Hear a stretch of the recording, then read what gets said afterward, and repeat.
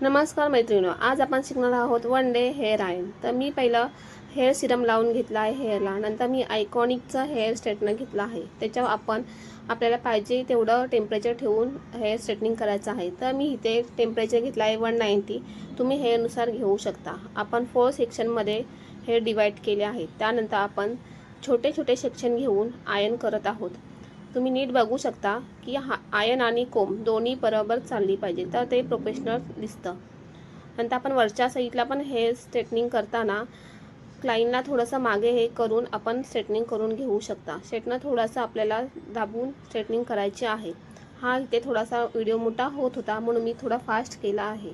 तर तुम्ही प्रॉपर बघू शकता, आपण सेक्शन टू सेक्शन घेऊन आयन करत आहोत। जर तुम्हाला आयनिंग करायचे असेल तर आपण हेअरची पण काळजी घेतली पाहिजे।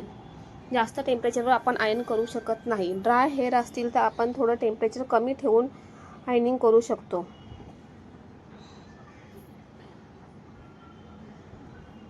जर तुम्हाला हा आयनचा व्हिडिओ आवडला असेल तर माझ्या चॅनलला सबस्क्राईब आणि लाईक नक्की करा।